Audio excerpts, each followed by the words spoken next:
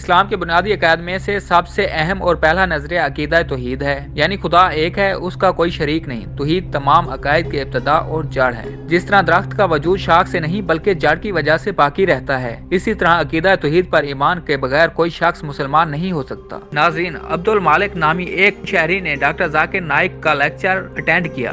یہ شخص حال ہی میں مسلمان ہوا تھا۔ اس نے پوچھا کہ مسلمان ہونے کے باوجود کچھ سوالات ہیں جو میرے ذہن کو پریشان کر رہے ہیں۔ میرا سوال عقیدہ توحید سے متعلق ہے۔ میں نے قرآن پڑھا ہے اور سورہ الزمر میں لکھا ہے کہ ہم نے اس قرآن کو نازل کیا۔ اگر عقیدہ توحید صحیح ہے تو پھر کیوں اللہ نے ہم کہا، کیوں میں نہیں کہا؟ اور دوسرا سوال یہ ہے کہ کیا ہم یہ کہہ سکتے ہیں کہ جیزس کی طرح حضرت محمد صلی اللہ علیہ وسلم کی پیدائش بھی معجزاتی تھی، کیونکہ آپ صلی اللہ علیہ وسلم کے ختنے پیدائش سے قبل ہی ہو چکے تھے، اور جیزس نے جس مقدس روح کی خبر دی، کیا وہ مقدس روح حضرت محمد صلی اللہ علیہ وسلم ہی ہیں؟ آپ کا اس بارے میں کیا کہنا ہے؟ My name is Abdul Malik.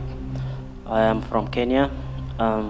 Newly revert 1 year ago here in Malaysia, and I just have few questions that is been disturbing my mind a little bit.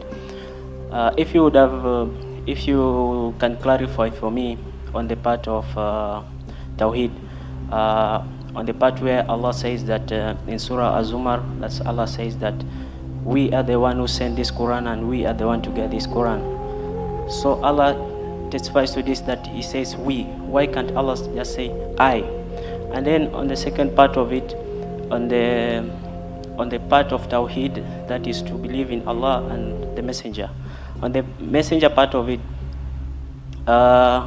can we attest that when the Prophet ﷺ was born, he was born miraculously as well, and one of his miracle that he received is being circumcised inside the mother's womb.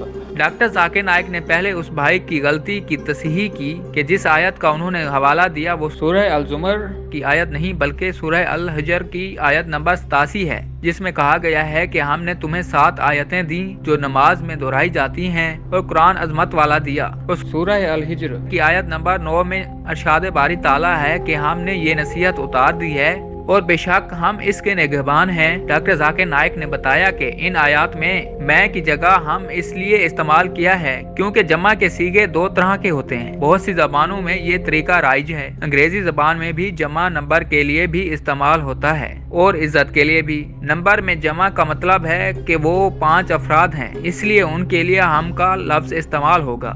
جب آپ ملکہ برطانیہ کو یا شاہ برطانیہ کو مخاطب کرتے ہیں تو ان کے لیے ہم کا لفظ لکھتے ہیں۔ ملکہ برطانیہ نے جب بھی کوئی خط لکھا اس میں لکھا کہ ہم نے یہ کہا۔ یہ ایک شاہی قسم کا جمع کا صیغہ کہلاتا ہے۔ اس کا مطلب یہ ہوتا ہے کہ جو مخاطب کر رہا ہے وہ عزت والا ہے۔ جب اللہ تعالیٰ کہتا ہے کہ ہم، اس کا مطلب ہے عزت والا۔ اس کا یہ مطلب نہیں کہ ایک کی بجائے 2 خدا ہو گئے۔ یہ انگریزی، ہندی اور اردو سمیت کئی زبانوں میں لکھا جاتا ہے۔ یہی وجہ ہے کہ کوئی عرب اس بارے میں سوال نہیں کرے گا کیونکہ اس کو معلوم ہے کہ یہاں ہم کا لفظ استعمال کرنے کا کیا مطلب ہے۔ Plural of number means there are 5 people, we say we.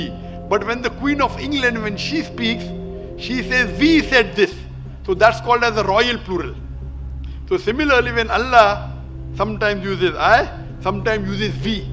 When Allah is saying we, it is the royal plural, which is there in English language, which is there even in Hindi, Urdu.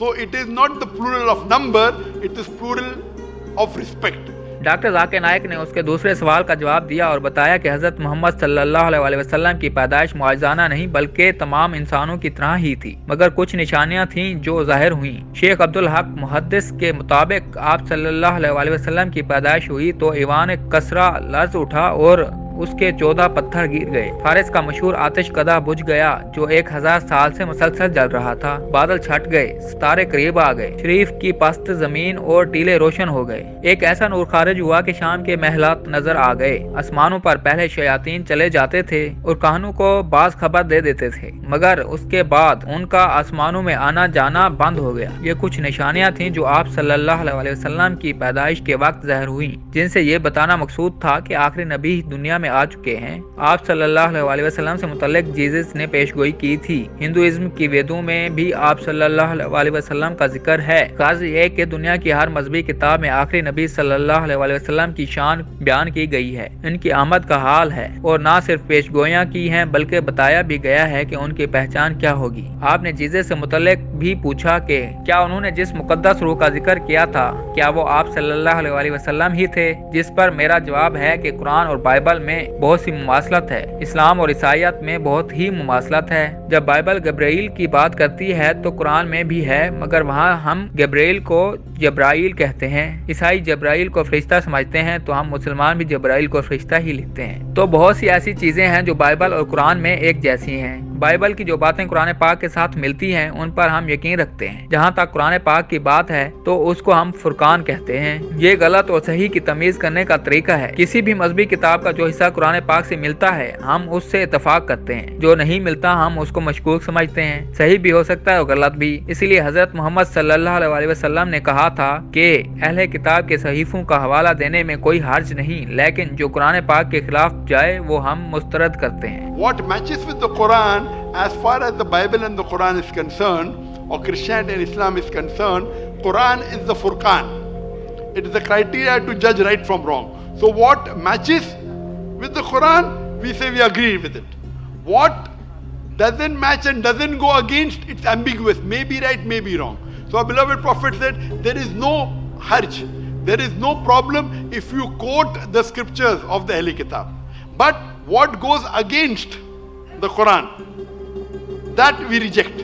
Doctor Zakir Naik का कहना था कि हम Bible में लिखी हर उस बात की भी नफी करते हैं जिससे मुतल्लिक कोई शक होता है। मिसाल के तौर पर ईसाई कहते हैं कि जीसस खुदा है। हम मुसलमान इस चीज को नहीं मानते क्योंकि कुरान पाक में ऐसा कुछ नहीं लिखा, इसलिए हम ईसाइयों के इस दावे को झुठलाते हैं। वो कहते हैं कि जीसस खुदा है, हम कहते हैं कि वो अल्लाह ताला के पैगंबर हैं, और बाइबल में भी ये कहीं नहीं लिखा कि जीसस खुदा है। बाइबल में कहीं भी कोई गैर वाज़ेह, गैर मुबहम और मुस्तनद हवाला मौजूद नहीं कि जिसमें जीसस ने खुद कहा हो मैं खुदा का बेटा हूँ और मेरी इबादत करो। बहुत से ईसाई समझते हैं कि सिर्फ सन ऑफ गॉड कहे जाने से जीसस को खुदा समझा जाए, तो बाइबल में तो कई अफराद को सन ऑफ गॉड कहा गया है। हजरत आदम, हजरत इब्राहिम, हजरत इसराफील को सन ऑफ गॉड कहा गया है। तो क्या इसका मतलब ये है कि ये सब भी नाउज़ बिल्लाह खुदा के बेटे हैं? बाइबल में लिखा है कि वो लोग जो खुदा के हुक्म से चलते हैं खुदा के बेटे हैं। अगर आप कहें कि खुदा के बेटे का मतलब वो हैं जो खुदा की इबादत करते हैं तो मुझे इससे कोई मसला नहीं, लेकिन अगर आप पैगंबर को खुदा के बेटे कहें तो मुझे मसला होगा। बी गॉटन अंग्रेजी जबान का लफ्ज़ है, इसका मतलब है कि जिनसी ताल्लुक कायम करके किसी को जना जाए। ये दरिंदों का फेल है जिसको खुदा के साथ ज़ेब नहीं दिया जा सकता,